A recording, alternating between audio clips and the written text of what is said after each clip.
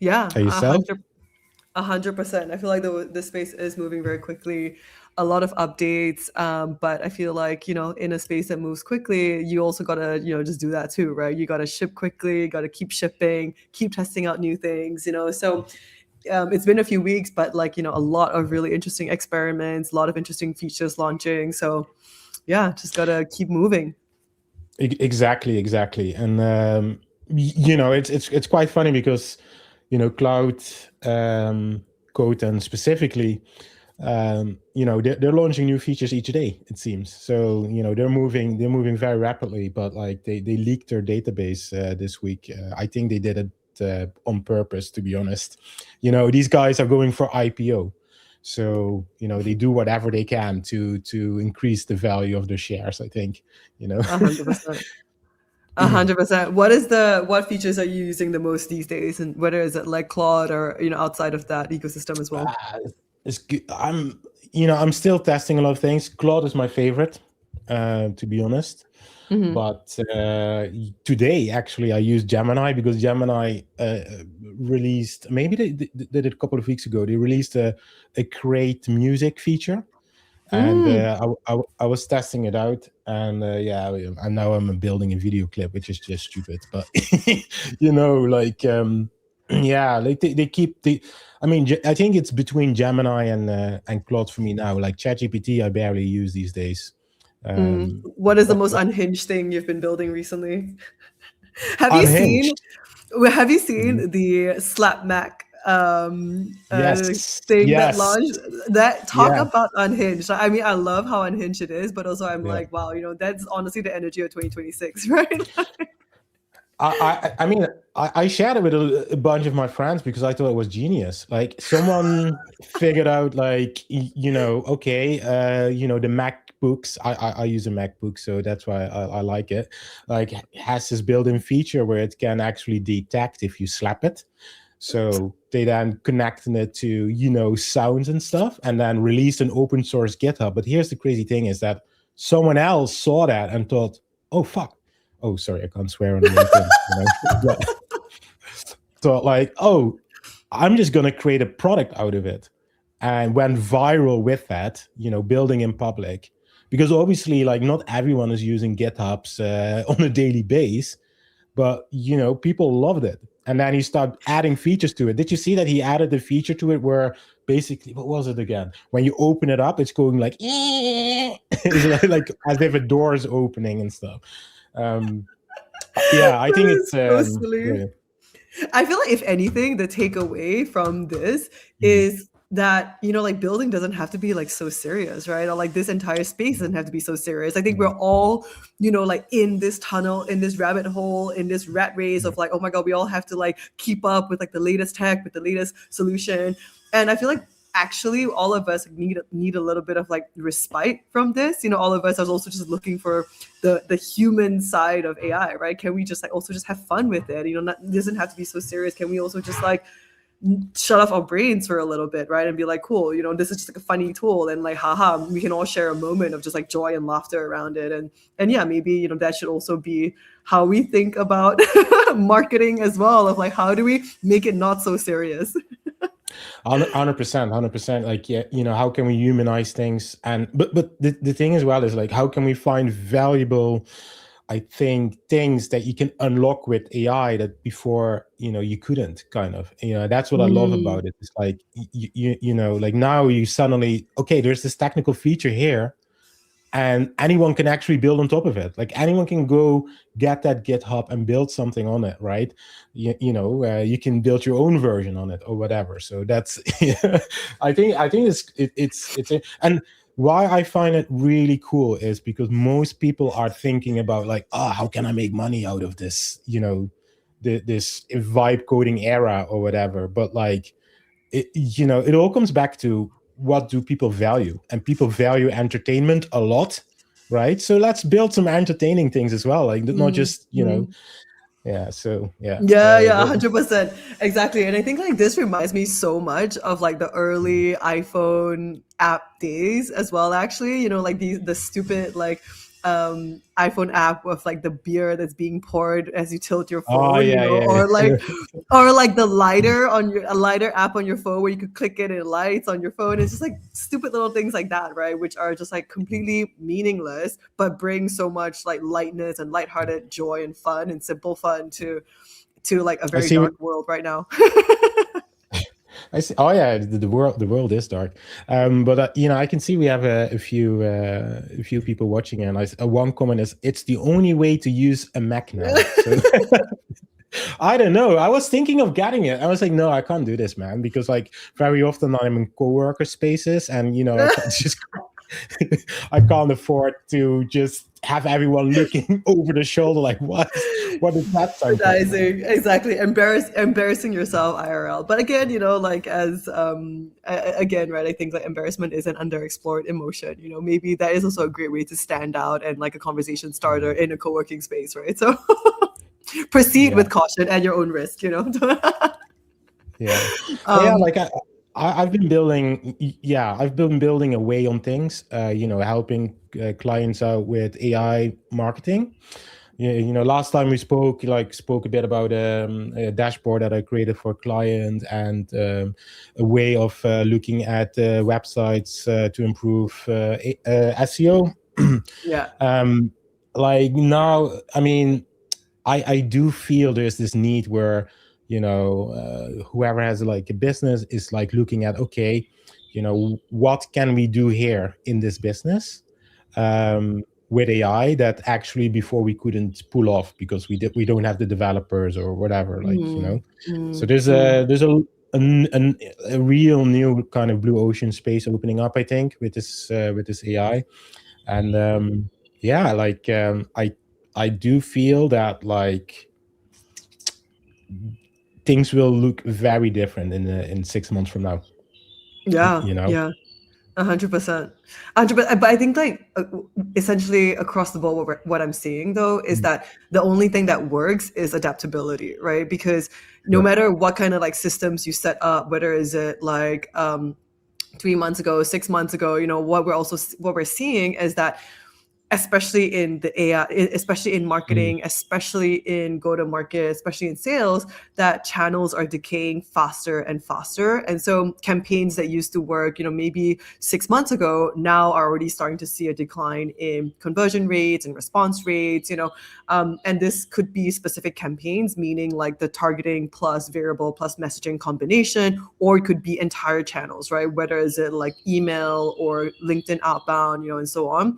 So I think the only thing that seems to be working is just constantly experimenting with new channels, new campaigns, new targeting, new variables, and testing different things and that, right? And so I think like there is also, it seems like generally across the board what I'm seeing is that there is this like overall fatigue of like, Mm. it used to be like, 2 years ago, it used to be that, you experimented until you found a campaign or channel that works. And then you basically just like pour all your resources into that and just like scale that, right? But now, So, if these campaigns are going to be decaying in like 6 months, then, you're constantly in this endless cycle of like chasing the next thing. So there is this fatigue of like, oh my God, this work is like never ending. It is exhausting trying to constantly, stay ahead of the curve. But genuinely, like that is what it takes, right? So we have also started having a little bit of fun with this because of how because it is like we talked about, right? It can be a very like frustrating, exhausting work, and very challenging as well. So we decided to start like having some fun with it and like launch some of our own unhinged campaigns ourselves. And so about 3 weeks ago, since the last time that we did our live, we started testing some IRL like channels, and want to see how unhinged we could go with this, right? So what we started doing was actually sending cupcakes and cakes to our targets essentially. And this was like all over the world, right? This was like in London, this was in Singapore, this was in New York. We had clients and mm. targets like all over the world that we wanted to work with. So literally it's a very simple workflow, right? We basically ordered cakes from these like local bakeries. We customized it with our message. So we had these like printed like lettered like icing text on the cake with like a funny or punny line about how they should be working with us. And it came with like a card with a trackable QR code, and we could tell it with like a call to action to like book a call or chat with us, right? The QR code, we could tell like who scanned it and when they scanned it and so on as well. So we basically built this entire campaign with attribution, and feeding into our CRM, and we actually got like a 40% conversion rate on meetings booked.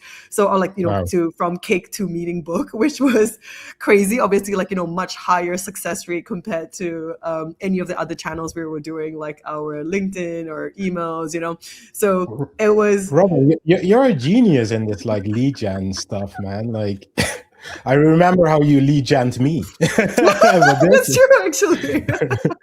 but this, I mean, I love this so much because like, I've worked in the in the corporate world where often suppliers would send gifts, and I've seen things where they send entire gaming It's chairs, crazy. right? Yeah. And that we were thinking, well, they're sending these chairs. Are there some microphones in these chairs? And why are they sending an entire chair to our office, right? But like, yeah, these gifts, they're brilliant because they make you light up. You're like, okay, I really got something here. And I mean, if you eat that cake, you better just try to book a meeting, no? Because you can't just eat someone's cake and then just not follow up, can you? You can't have your cake and eat it too. That's hilarious. No, but where is the line with bribery? I feel like that was that was something we were considering as well. I feel like with cakes, like simple, it's small, it's easy, it's not like such a serious thing. Yeah. But like, gaming chairs, I mean, like that, how is that not bribery? Like where do you draw the line?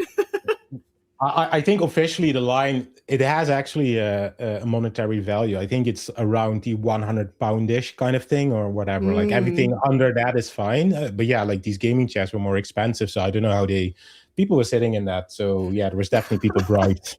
Like, I don't know. That is hilarious. But yeah, so I mean, like off the back of this campaign and how successful that was, we're kind of like touring around. So I vibe coded a cold cakes solution. So basically, like it's a very simple, just like ordering interface that allows you to, put in an order, put in your customized like message and customized like tracking link and meeting booking link. And then what we do on the back end is, source these like local bakeries and like small businesses. So you're also supporting, small businesses, regardless of where your, prospects and leads are. And, essentially Axy, or this new project, actually, it's not even called Axy anymore, will send that for you. So it's called coldcakes.co. How cute is that? Hold on. Show it. That's crazy. So it's called coldcakes.co. So you can already go in and start sending some of these cakes. You can choose between different sizes of cakes. I mean, we're using we'll have some new photos up soon for the cake, from the cakes that we actually sent, which is super cute. And yeah, you can customize it, add in your company name, logo, put in like a cake message. Could be something super cute and punny. You're the icing in our pipeline. Let's bake a deal together. Along with a trackable QR code and call to action for users to book a meeting. And that's it, right? So put in your Calendly link here. Everything is set up for you. You can upload a CSV if you have like a bulk order with several prospects you'd like to send this to, and hit send, and that's it. Cold Cakes does the rest for you, and we'll have very soon a dashboard as well to show you which QR codes have been scanned and meetings booked, and that feeds directly into whatever CRM you're using to track some of these deals, right? So super fun little side projects. If any of you are doing, B2B prospecting, definitely check this out or drop me a DM. Super happy to help you get started with this as well. Man, this is so cool. Like the thing is with obviously with BD and outreach, like you have to stand out, you have to be unique. You can't just do what everyone else is doing. So, like I would just try, test this out. Like, how does this compare to But literally, that's like literally what we did. We were just like, you know what, like how bad can it be, right? Maybe it's going to cost us like $1,000 to send like 10, 15 cakes just to see like where this goes. If anything, like that is a very cheap experimentation cost, right, compared to a lot of the other channels that we have tested in the past. So we're like, how bad can it be? Let's just go with it. Let's just like full send, And so Yeah, and also like one thing what I do think is that like with this craze of AI, like people are thinking a lot globally, but where the yes, real value is locally. Like I'm already like the last couple of weeks I'm thinking like, okay, because I've always been in this global business kind of with Web3 and crypto and stuff as an agency, and I'm like, oh man, there's so many local businesses that I can help, with yes, something that is, they don't even understand like what is going on in AI, kind of, yeah. So this example, it's a very good example how you can actually, use AI to leverage on like the local aspect of marketing and Yeah, BD. yeah. An IRL aspect of that as well, right? 100%. But yeah, so that's a fun little side project, and a bit of a what sidetrack. It is. um, And but now yeah, I so to have to make up, Robin. Now I have to up my game next time I come up with a with my vibe coded project that is beating your cakes. I know it has to be even more unhinged. Okay, so the first one you Okay, brought okay. was the schema map. Great Ah, tool, it's fantastic. boring. So now Didn't work. the next week I want to see something like super unhinged. Okay. Okay. um, I'll come up with something. Yeah. okay, but on a more serious note, I think there are also so much happening as well, like in this space of like, there's so much happening in the space of AI marketing, go to market. Like, I want to come back quickly to the point you mentioned around like, the companies that you're speaking to and like the kind of AI solutions that they're looking at, or like how they're thinking about AI. Like, can you share some of these like, latest like thoughts and findings? Yeah, like for sure. Like I think everyone is thinking of it. No one knows exactly what they want or what they need, right? So, Yeah. the thing is like you can go, and I see this happening a lot. Either agencies or whatever, they approach and they're basically asking you like, oh yeah, what can we build for you? We can build everything for you, blah blah blah blah. And that's wrong. Mm, That's just wrong. And why is it wrong? Because it happened to me as well. Someone that was into automations reached out to me, said, okay, I build automations, is there anything in your workflow that I can automate? And I'm like, well, my workflow is not automated at this point. So no, not really, because, when this happens, I make a decision based on my gut, what to do yeah. next, kind of. Right. So the problem here is that unless I know it myself, I actually do not really know what should be automated or where AI should step in. So it's actually the task of the person that is the expert or that's reaching out to clearly understand, what the business is about and where are the levers they can pull to actually build something of value, that can help. So very often Yeah. you need that strategy mindset, at least. You can't just go in and say like, oh yeah, we can automate something with N8N, whatever it is, right? So like Do people that's my even still use N8N these days, honestly? Like, yeah,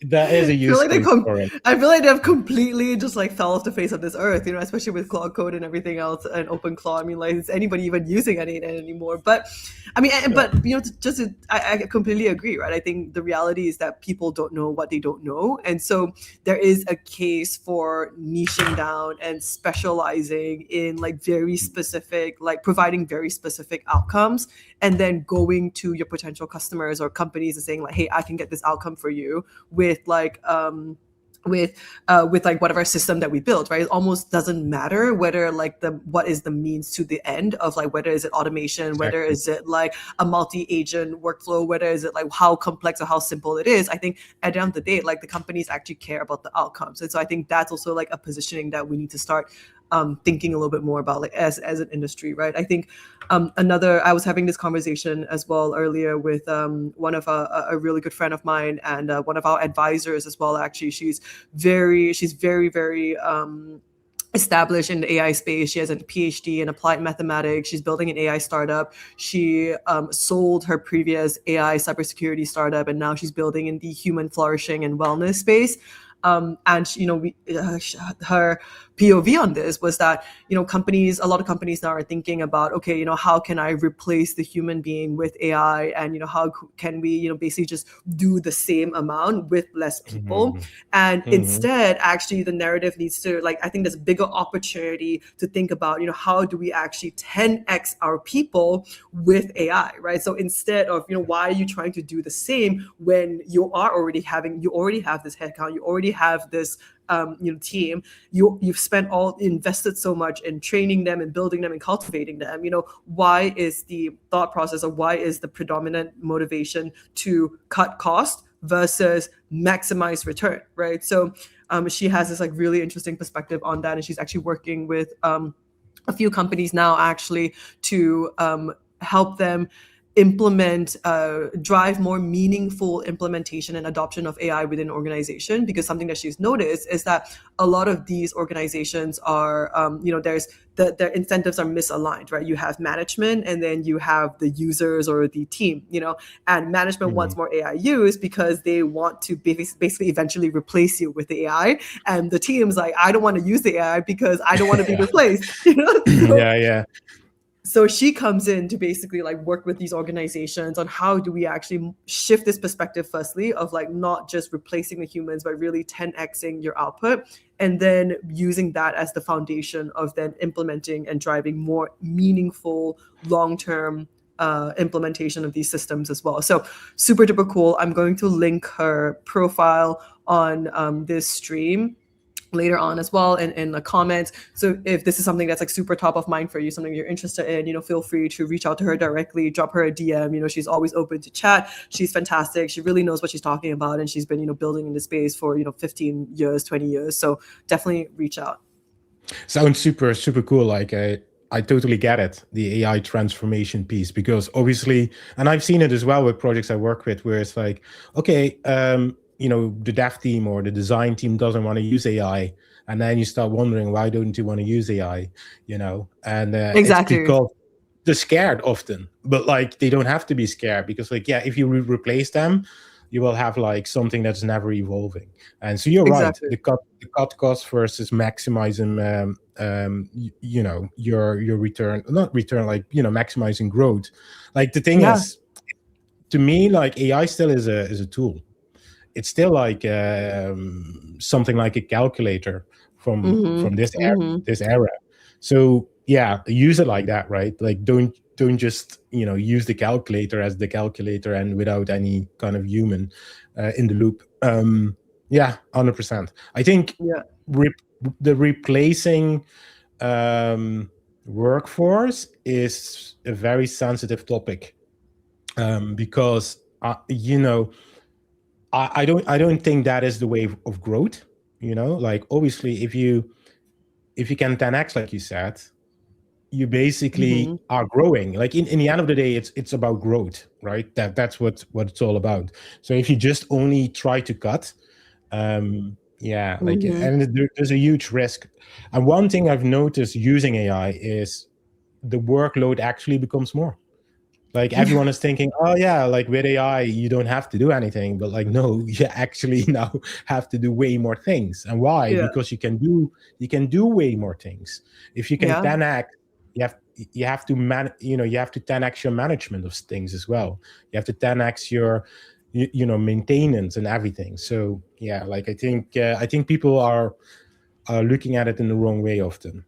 Yeah. Which also leads to the conversation around like, build versus buy, right? I think vibe coding gave everyone this illusion of like, oh, we can build everything that we need. But then it's not just about the, the technical like feasibility of, yes, sure, you can try. But then at some point in time, like as workflows and as functions become more sophisticated and complex, it also requires a lot more technical and domain expertise in order to do them effectively, right? So that I mean, I'm very curious to see how, like, how this sentiment also starts evolving as well within the space. But yeah, but maybe coming back to the main title and topic of this stream, wanted to, we've had some really interesting updates, over the last like 3 weeks or so. We have had a couple of users that have been using, we're still early in our products, right? We're in our, we're a little bit out of beta right now. We've had a couple of customers that have been with us for a few months now as well. So we're starting to kind of like gather and analyze a lot of the data from the performance that you've had when using our tool. So it's been super interesting to kind of like unpack some of these trends, unpack some of this data, and see like what actually moves the needle when it comes to driving traffic and automating this workflow across like multiple channels and platforms. And so wanted to share like some of those like quick wins that or not necessarily quick wins because they were like long time, they were like a lot of work went behind them, but wanted to show like, some of the wins that our customers are seeing, and essentially like really like reverse engineering that, right? Showing like how we were able to kind of get there with these users, and what seems to be moving the needle the most in terms of performance across these platforms. Very curious to see, like, yeah, because like this is the power of your platform, I think, is where you keep iterating and you keep like adding stuff based on the data, what it shows. And if you're like, and this is one thing people don't realize, is if you vibe code a thing for your own business yourself, there's only like one data source you have, kind of. Yes, And exactly. there's no one that can say like, hey, listen, we added a new feature because this is going to help you, right? So yeah, I'm really curious to see what you guys have built there. Yeah, 100%. So we're literally still like, working through this case study. We're literally still like, writing it out, and so this is like super early stuff, but this is like literally the entire definition of like marketing in public, right? Like nothing needs to be polished, but I wanted to just, pull out some of the data and show how some of I'm just going to add this to stage. And it's literally a Word document, right? Meaning that we are still, we just finished gathering all the data. We just finished analyzing all of this. And we're going to publish this on our website very soon so that you can actually look at some of the data yourself as well. But we can already very quickly, show some of the wins that one of our users have been getting. So this is a deepen project, and it's been super interesting, right? The challenge with them has definitely been quite a tall one on the onset. They are a deep in project in aviation space. They were entering a space that is full of very established incumbents that have been in the game for 10 plus years doing aviation tracking, flight tracking, and data, reselling that data. And so they're very much like disrupting the space with a decentralized network of transponders that are able to then like track flights with this like decentralized network. So super interesting project, but they were definitely up against incumbents, and so they had to take a very creative and very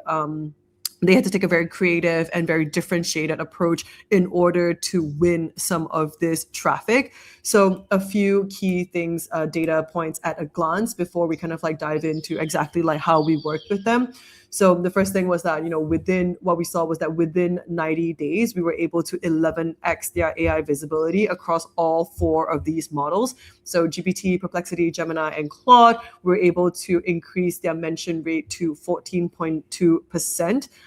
So this led to, or what we measured was 67 mentions across these 4 models and 54 page citations.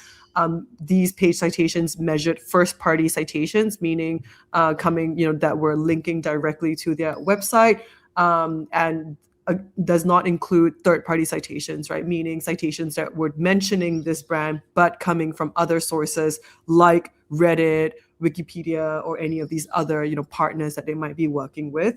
The most exciting data point actually was that they were able to climb to rank number 3 against these incumbents that had literally decades of SEO authority and history, right? So what we learned from working with Wingbids and from driving some of their GEO efforts is that we saw that this literally makes the case of why GEO isn't necessarily just strong SEO, and the fact that they were able to win some of these like incumbents with a more dedicated GEO strategy is was really what we were most excited about, right? And so I think this really makes the case of how companies need to start thinking a little bit more of not just like strong SEO, but really taking it a step further to then think about their GEO workflows and best practices as well.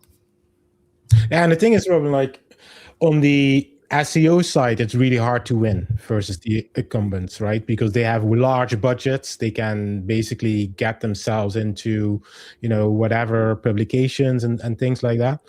Yeah. But on the GEO side, there is something to win because it's like a new game, It's like, Exactly. oh yeah, not everyone knows the rules. Not everyone is experienced with this. Not everyone knows. People do not necessarily know how budget can help with GEO, so they can't spend. You know what I mean? Yeah. So yeah. Yeah, 100%. And definitely there's some levers to pull, but I think the biggest, but again, right? So look, this is like the competitive landscape that we mapped, that Axy mapped for Wingbids. And as you can see, right, very long-standing incumbents that have, 1,000 over keywords in ranking top 10, domain authority of 100. I mean, like literally, how do you even begin to compete in a space like this? And you're right? I think GEO does give like a brand new playing field that is a little bit more leveled because everyone is so new to this still. And you can with that you have there are still definitely like things you can do with outsized returns. And so I think starting early, being early in this space definitely helps. So I mean, essentially, with them, the workflow was pretty simple, right? We started working with them like a few months ago. And what Axy does is it essentially can be broken down into 3 key phases. In the first phase, it was very much, mapping this landscape, right? Mapping the market intelligence of, what is happening in this industry beyond just like the news and headlines and signals and competitor updates, but actually tracking like what are their ICP searching for. And search data is actually very interesting because in this day and age, like, yes, you obviously have human executed search, but I'm not sure how many of you actually know this, but when you do like a live search or web search on any one of these like LLMs and chat interfaces, what it does on the back end is actually still execute a Google search, right? It essentially breaks your prompts down into different search queries and it puts that into Google and pulls the search results and then summarizes it for you in that interface. So today, search data or search trend data actually encompasses this 2 type of traffic where it's human versus machine-led search, and it's super fascinating, right? So by mapping these search trends, search keywords, search queries, you actually have a very comprehensive view of what like essentially what the world is looking at right now, right? Not just humans, but also LLMs and what are humans searching for through LLMs. And so what we did was that we took this data to then we mapped out what were the biggest opportunities for this company. And the second piece was then we've developed this prompt framework to map exactly how people write prompts and how people search within LLMs in a way that's also mapped and optimized for the marketing funnel, right? So we have prompt clusters that are top of funnel, prompt clusters that are middle funnel, bottom funnel, depending, to really map and be able to represent where users are at any point in their journey. Axy then essentially took these, generated all these prompts, and then we made like a benchmark analysis and measurement, right? How are these, how is Wingbids like showing up for these like strategic prompts that we just mapped based on search data? And then from there, we were able to benchmark competitors as well, how they were ranking against competitors. And then we were able to establish baseline, right? This is where we started. And all of this, within Axy is done in 5 minutes, right? This is nothing that the user needs to do. All you need to do, all the user needs to do is put in your website, upload your documents, tell Axy what is your industry, what is your industry, select your top competitors, and that's it, right? All this is spit out within the dashboard, and from there, our users, this user was able to kind of review that baseline, see what the opportunities are, where the gaps are, to start acting and start putting out content, and then that fed directly into the workspace, right? So from the Axy workspace, it already pulls in all this data, right? Pulls in the prompts, it pulls in the search trends, it pulls in the news headlines, the market signals, to then start spitting out content pieces that are aligned and optimized to help start closing this gap. So they were pretty consistent around publishing. They were very much like on top of their game, ensuring that they were publishing the content that was generated by Axy, and essentially, at the end of the first month, we were able to start pulling in the performance analytics to see, okay, remeasuring. Axy does like a weekly analysis of, okay, every single week, how does your AI visibility change across, these prompts that have been identified. It also identifies any like dynamic trends, right? If there are new prompts that come up, new search trends that come up. Okay. So there's this like angle of, your core strategy and your core prompts, but then also more like temporal like trends that come up, more ad hoc trends that come up depending on what's happening, right? Especially in this space of aviation, a trend that we have been seeing lately is obviously flight tracking around all the conflicts, right? And the global conflicts right now, and the reliability of these like centralized databases. And so Axy was very quickly able to kind of identify that trend and generate content that like very specifically addresses that, all within its work, its dashboards. Yeah. To interrupt you here, like what I already can sense is like, if you want to try to do this like from scratch yourself, basically, you will end up doing these phases kind of, but you will not have this dynamic input. You will just 100%. Do it once. You then improve your SEO, or you try to become more visible in AI. You might publish new blocks each day, but it's based all on this first kind of iteration of this whole process, right? So I think the power in Axy is basically that you're time relevant with this, right? Exactly. And I think like essentially and because of this, we were able to see like we were able to actually like drive real results, right? Within 90 days, they improved their AI visibility with 11x, with literally just like 5 minutes a day, right? Because this entire workflow is fully automated. And they were able to actually take over their incumbents as well. So some of their rankings with their incumbents. So we looked at the landscape earlier, and now this is essentially this company today. And so I think, especially in this day and age of AI, it's not necessarily about, I think the focus that companies should have is, how do I do more and experiment more with less time and resources, right? And so I think, again, coming back to the point that we made earlier, it's really about channel expansion, experimentation, iteration, and being able to do more with less. And so which then allows you to do like net more, right? So I think especially with tools like Axy, designed to basically take a lot of this like off your plate, so you don't spend whether is it like day, like hours every single day doing this research, searching your dynamic trends, and executing this workflow, right? I think the bigger hypothesis and the bigger positioning here that we're seeing, or the bigger trend that we're seeing as well, is that in this day and age, we're no longer just like marketing to humans. Like the machine is very much like that middle like synthesis layer, right? Whether is it AI search, which obviously you have the AI summarizing the results for the human, but also on LinkedIn, also on X, right? Like you are actually pandering to the algorithm, and essentially algorithms are starting to are like, obviously algorithms are constantly evolving, constantly changing, but what we're seeing is that constantly what is performing better on these like platforms or these like algorithms are content that is highly relevant, right? Capturing trends that are emerging. And so being the first, or being like closing this gap between finding a signal, finding a trend, or identifying a trend, and then acting on it, positioning yourself as an early mover in whatever space, in any space, actually has huge outsized benefits, right? And so our entire platform is designed for you to be essentially designed to be able to pull in these signals and execute on it within seconds, so you don't have this latency of that human bottleneck, right, of having to ingest this Yeah. data, interpret it, and then act on it.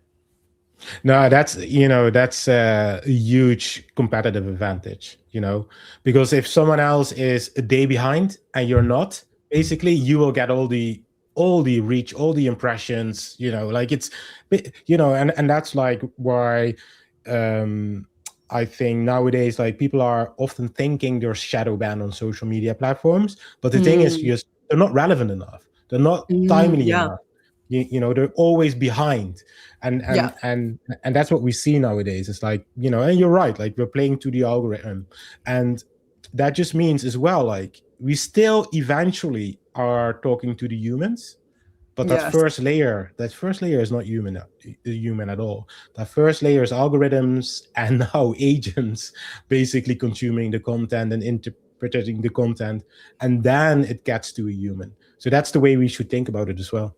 exactly, like comes back to the point that I made, maybe a couple of lives ago, that now that essentially going to be two layers of the internet, right? The machine consumption layer and the human consumption layer. And I think I think it's going to become more and more apparent as well. And so on that point, on like relevance and like signals and like timeliness around it as well, so we actually are just about to launch this new feature, and it's still in testing, and it's literally like 1 or 2 days out from being launched, but we're super excited for it. This is actually our testing environment. But essentially what it does is that on a weekly basis, like in order to execute like marketing effectively, Axy, our tool, was already analyzing thousands of data points on any industry, on any company, on a weekly basis, right? But we found that it was a little bit of a black box, meaning like we were analyzing all this data, but we weren't necessarily showing customers or showing users like what is happening in their space, right? We were basically making that the leap in logic, and saying that, okay, we analyze this data, we just give you the output of having these marketing campaigns ready for you to review and hit press play, right? But the problem is that what we realized was that the humans didn't necessarily have the context. So even though the machines can move at machine speed and ingest like these thousands of data points and spit out campaigns that are already on trend, already super timely, highly relevant for the human still needs to kind of like understand why, right? Understand like where is this world going, and why is these campaigns being spat out.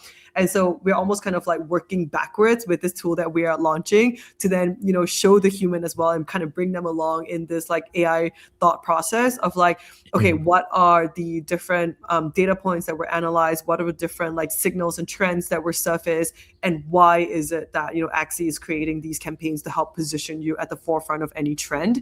And so this weekly intelligence, like market intelligence dashboard, kind of like summarizes this, right? It summarizes like what's happening in the world. So what's really interesting is, obviously this is live data. So the summary for this past week is autonomous UAVs, which also is very aligned with some of the new features that Wingbits is launching as well. Talking a lot about like the vulnerabilities around and cybersecurity threats in critical infrastructure around aviation tracking, location tracking. And so, and then what Axy does is then identifies, which of these trends are actually opportunities for this company to better position themselves, or, position themselves to capture this new trend. What trends are validating of their existing positioning, and why this product is needed in this world. But it also highlights threats, right? Like what could be a potential threat to their positioning or their product as well. It's something that they might want to address early on, right? So all this data is then fed into the content or the campaign generation workflow. So all of this, we are essentially just removing the human bottleneck in decision making and execution. Very cool. And Like, yeah, I totally get what you mean by black box now, because obviously if you let Axy do the thing, you have no clue what Axy is doing, and then you might get to the results you want to get to, but like, how are you going to make internal decisions and strategy changes and pivoting and quarterly reports if you don't have that intelligence? So I totally get what you've built here. Yeah, One thing I was wondering is, like, could you use this as well to maybe change the positioning that you were after initially? For instance, like, if there 100%. you were on a specific trend or a specific direction, but will actually kind of find the data points showing you that, okay, your trajectory is actually on decline, and maybe you should shift a little bit more to Yes. this. Yes, 100%. Actually, I have a very interesting. So this is like one of the tabs within I, the I dashboard that we're didn't think launching. I didn't think you would say yes. But come on, you know me, like you No. know, we're like always like a few steps ahead. Like, so, what's really interesting is that we also have like temporal graphs, so we're able to show like how trends evolve over time. So this is like literally so fresh and so new as a feature as well. So I have some testing interfaces that we're still testing that I can also like show as well, since this is like market in public, right? This is literally built in public. I don't know how my Wow. co-founder is going to feel about me showing all of this, but this is literally I'll, that I'll temporal make a graph, screen. right? I'll So make a screenshot now quickly. let me zoom Okay. in because it's a bit small, but Yeah. hopefully you can see it a little bit better. But yes, so essentially in this view, what Axy is doing is measuring how some of these like trends evolve over time. So by analyzing, by kind of like mapping all these like data points that we track on a weekly basis, we're actually able to show like how trends are emerging, maturing, or even like establishing, right? Are becoming Okay. established. So if you look at this graph over here, we can see that AI powered search and discovery may be emerging in the beginning of this year, but by now very much established, right? It's not a new thing anymore. Companies are very aware, very familiar with this. Same thing with autonomous multi-agent systems, transition from prompting to autonomous execution, especially with OpenClaw, with Claude Code, and so on, is definitely becoming a bit more of a maturing trend or established trend. Um, Mm-hmm. all the way down, and then that's where we get to the interesting piece, right? Where we can actually start identifying emerging trends as well. So as you can see here, agentic commerce, maybe popped up earlier this year, but there was nothing on it until suddenly again in the last like couple of weeks, we're starting to see more companies think about this, talk about Mm-hmm. this, customers like searching for this. Same thing with disruption of traditional marketing agencies. Absolutely nothing on this until suddenly a couple of weeks ago, we see like a spike over here, right? So what's really interesting is that, with this data, even this is obviously our dashboard with our data of, on like AI and marketing workflows and marketing automation and marketing tools. We're able to see like, okay, now this might be something that is a very competitive space around AI powered search. How do we then start thinking about like powering or positioning ourselves to address and solve some of these like newer trends, right? I think especially this one around traditional marketing models, the disruption of traditional marketing models, marketing agency models is 100%, what Axy does, and so that's also how we're starting to incorporate some of this like data and insights into our own like work as well. That's really cool. Yeah, that's really cool. Yeah. And there's and especially now with how fast everything is basically moving, you kind of need it, because like we spoke about it before. It's like you can't just get to one thing and stick with it and just optimize just this one thing forever. Like, Yeah. it might be this thing today, but you have to adapt to whatever are the most key areas to focus on. So yeah, this Exactly. could really help. Yeah. Exactly. Yeah. So this is launching literally in a couple of days. So if anyone's interested in this, like drop me a DM. Super happy to give you like early access to play around with it already. And Axie can start essentially like mapping some of these trends for your space. We're also potentially thinking of spinning this out as like an independent product. 'Cause I think there is a lot of value in this, right? This product can also feed into a lot of like other like MCP workflows, other tools, other other like analytical tools, like for yeah, instance, yeah, I created a tool that basically analyzes stocks data and company kind of financial data and stuff. And yeah, one of the things I included in that tool was an API of X of Grok, so yeah, that I had real-time trend information, kind of, right? So yeah, this tool could supplement that, because then it's like, okay, this is what Grok says, but I don't have access to all these other sources, yeah, so that would 100%. be Yeah, nice. exactly, yeah. And so in the main like dashboard as well, so obviously that was like just a preview, but in the main dashboard as well, you can also see like the actual sources, right? I was just like, I was sharing the screen, I was like looking at this, I'm like, oh my god, this is insane. Russia Iran linked groups turn to crypto for crowdfunded drone purchases. I was like, is this real? Yeah. Wow, that like who would have thought? Like this is crazy. I didn't even see this until now. Actually, I'm like that is insane. Paramilitary groups crowdfund the front line. Wow, Yeah, it's crazy. Jesus. But Cool. anyways, Yeah, so yeah, yeah, I like that's a lot in the last few weeks that you've built. thank you. Yeah, it's been, Yeah. like I said, we just keep shipping, right? Just gonna Mhm. keep shipping, keep testing, and so we're very Mhm. excited about this feature that's launching, and also very excited to see like how our users react to it. We've already started testing it with some of our users just to kind of get some early feedback. So far, the feedback has been pretty good, and yeah, and hopefully we'll have more updates like over the next couple of weeks when we check back in again. Really cool. And this AI native marketing space is so like early days.